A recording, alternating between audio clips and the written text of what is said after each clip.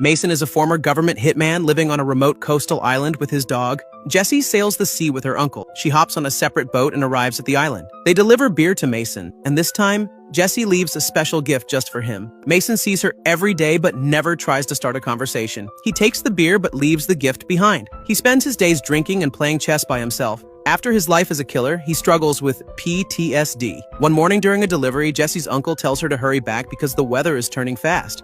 Mason is sleeping when he hears a knock at the door. He opens it to find Jessie standing there. He takes the crates and tells her never to come back again. She stops him and says he forgot her gift. She tells him they work hard to bring him supplies, but he never even says thank you. He ignores her and shuts the door. Jessie feels hurt, but soon hears a boat horn. As she runs to her skiff, a storm hits. The weather gets so bad that she loses control of the boat. She tries to sail toward the big ship, but things only get worse. Her uncle comes out to help, but a massive wave slams into both boats and they both fall into the sea. Mason sees the disaster from his house and rushes out. He jumps into his speedboat to rescue them. Jessie tries to swim up, but she gets tangled in a fishing net that pulls her down. Mason finally reaches the spot and dives into the water. He finds Jessie, but it's hard to free her because she is unconscious. He also notices that her uncle has already passed away. He manages to save her and brings her onto his boat. He performs CPR, and after several attempts, she finally wakes up. He takes her back to his house, and the first thing she asks about is her uncle. He stays silent for a moment before telling her that her uncle is dead. She breaks down in tears because she just lost her only family in the world.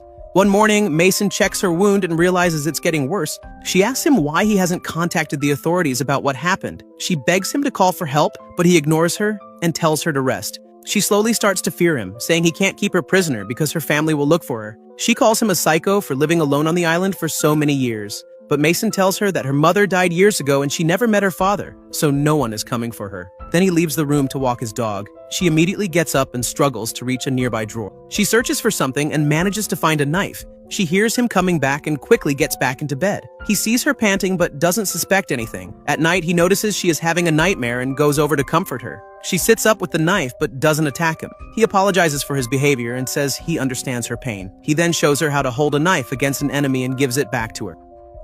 Her leg condition gets worse, so he has to carry her everywhere. They start spending more time together and grow close. Jessie also becomes very close to his dog. One day she asks him how he knew her uncle. He says they served in the Marines together. She asks for his name, but he refuses to say. Then she asks the dog's name, but Mason says it doesn't have one. She names him Jack, and the dog responds to it. She also plays chess with him. Mason checks her wound and sees it is infected. She says they need a hospital, but Mason says they can't go. He says he's going to get some necessary supplies and then leave. Jessie looks through his things and finds all of his drawings. She also finds the gift she gave him that he kept. Meanwhile, Mason heads to a pharmacy. Government officials are having a meeting. Manifold, the leader of the Black Kite organization, is being questioned after releasing a software update. The update tracks and records everyone's location without their consent. Manifold defends himself by saying if people have nothing to hide, they have nothing to fear. He claims it will help them find every threat and take action immediately. But the Secretary General calls it a privacy violation and suspends him during the investigation. Later, Manifold meets with the Prime Minister because they planned this whole thing together.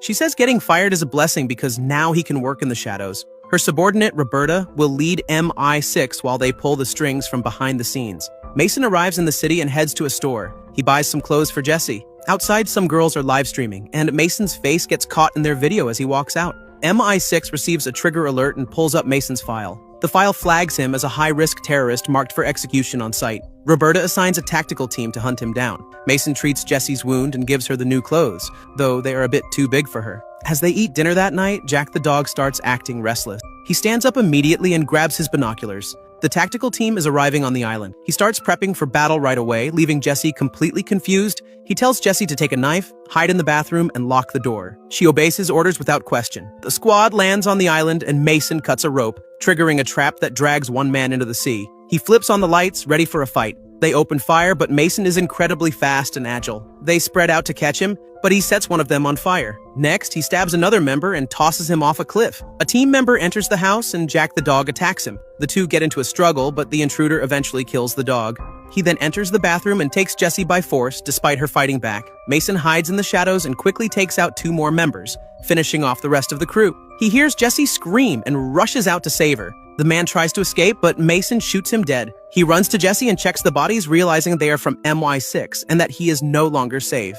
He tells Jessie to wait and runs back to the house. He finds Jack's body, but has no time to mourn. He pulls out a phone and contacts an old friend for help. He returns to Jesse and she asks about Jack. He tells her he couldn't save him, but they have no time to waste, so they leave the island immediately. MI6 gets word that their entire team has been wiped out. Roberta realizes they are dealing with someone incredibly powerful. She demands the team bring in their most efficient killer. The killer's name is Workman, and they activate him for the case immediately. Mason and Jesse arrive in the city. Jesse notices he is bleeding, but Mason says it's just a scratch. They reach a nearby house, and he tells her to wait. He says he's going to get car keys because they need a vehicle. Then, he teaches her how to use a sniper rifle and hands it to her.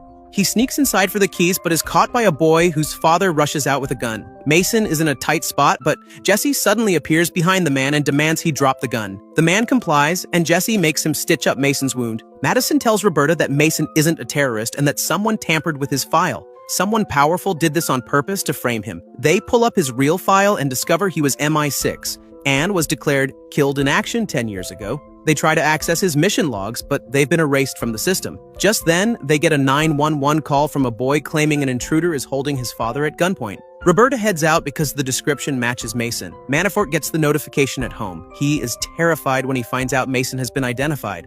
Roberta hands Mason's real info to the team and orders them to bring him in for questioning. Manafort texts Workman, saying this case is personal and that Workman only takes orders from him now. Workman obeys, and Manafort orders him to execute Mason and the girl on sight. Inside the house, the man is stitching up Mason's wound. Mason says he needs their truck and gets ready to leave. Suddenly, he notices the son is missing. The boy walks downstairs and says he already called the police. Soon, police surround the house from every corner. The man runs to open the door. Mason tries to stop him, but the man opens it anyway and gets shot by Workman. Workman then starts picking off the police officers one by one. Mason breaks out through the backyard with Jesse. On the way out, he's attacked by officers, but he knocks them all down. Roberta tries to contact Workman, but he cuts all ties with the team. Mason and Jesse hop into a police car and speed off. Workman stays right on their tail. He tries to ram their car and starts shooting when that fails. Mason keeps Jesse safe as a deadly game of cat and mouse unfolds. Finally, Mason maneuvers behind Workman and causes a massive collision. Workman's car flips over, and Mason manages to escape the scene. A bloody Workman crawls out of the wreckage and starts walking. A woman stops her car to help, and a few cops arrive to pick him up. He shoots both officers and charges at the woman. Meanwhile, Roberta calls Manafort to ask about Mason. Manafort claims he led a mission years ago with Mason on his team. He says Mason was his star pupil but went rogue after refusing to kill a foreign official. He tells her Mason faked a report, disappeared, and sold out to the enemy. He warns Roberta that Mason is a killing machine and the only way to stop him is to end him. Roberta doesn't fully buy it and pulls old mission files from a backup server. She discovers Mason actually protected an Iranian scientist who shared nuclear research. Mason was supposed to kill the man to cover their tracks, but he chose to save him instead. Roberta realizes Manafort is lying, but she doesn't know he is watching her every move. As they drive, Jesse asks about Mason's real identity, but he stays quiet. She asks about his family, and he admits he has none because it makes life too complicated. Jesse says she'd give anything to have her mother and uncle back. Mason tells her life won't be easy, but she can win if she stays tough. He hands her a sketch he drew of Jack the dog. They reach another city, and Mason intentionally shows up on security cameras. They get out and walk toward a church. Manafort sees the alert, deletes the footage to hide Mason from MI6, and sends the location to Workman. Mason enters the church and meets his old friend, Booth. The two reunite after years apart, and all three head back to Booth's house. Mason asks Jesse to wait in another room so the men can talk privately. Booth asks about the girl, and Mason explains she was with her uncle on the same team. She's an innocent kid caught in the crossfire, and Mason needs Booth to get her out of the country. In the kitchen, Jesse finds medication she recognizes all too well. Booth hacks the MI6 servers and finds the truth. He explains that when Mason vanished, he changed his identity to an oil worker. Now, someone has labeled him a terrorist with a kill-on-sight order. They both realize Manafort is behind the frame-up. Booth tells Mason he did the right thing by saving an innocent life back then. Mason asks Booth to watch over Jesse, but Booth says it's a bad idea since she's a target too. Just then, Jesse walks in and says Booth can't help because he's dying of cancer. She saw the same medicine her mother used to take in his bathroom. Booth admits he has less than a year to live and can't be responsible for her. Mason suggests contacting their old friend Kamal to help Jesse escape. Booth disagrees because Kamal is a violent smuggler. Mason argues the only other choice is letting Jesse die. Booth finally gives in and agrees to reach out to Kamal. While Booth goes to get a car ready, Jesse is heartbroken to learn Mason plans to leave her. He tells her it's for her own good. Suddenly, they hear a noise outside and Mason tells Jesse to hide.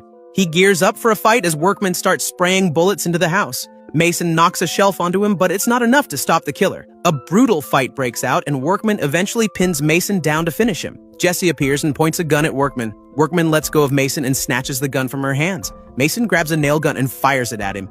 The two scramble into the car and manage to escape while Workman shoots at them.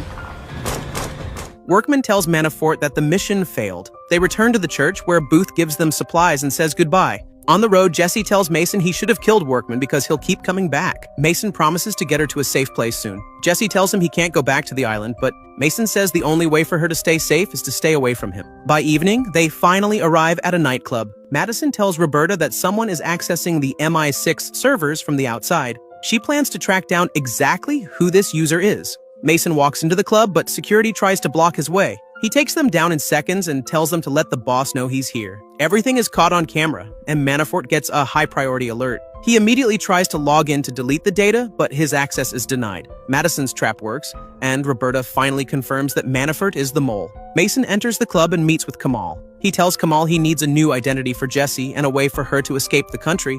Kamal refuses at first, but Mason says he doesn't have a choice. Manafort is right on his heels, and the cameras caught him the moment he walked in. In 10 minutes, MI6 and Workman's crew will be here to wipe them out, which would ruin Kamal's business. If he helps Jesse escape, Mason promises to kill Manafort in return so he never bothers Kamal again. Kamal agrees and has them wait in his office. Jesse begs Mason to go with her, but he refuses. She tells him he has a death wish because he has no family left in this world to live for. Mason says she is tougher than that and has what it takes to survive. Meanwhile, Roberta sends her team to provide a safe escort for both of them.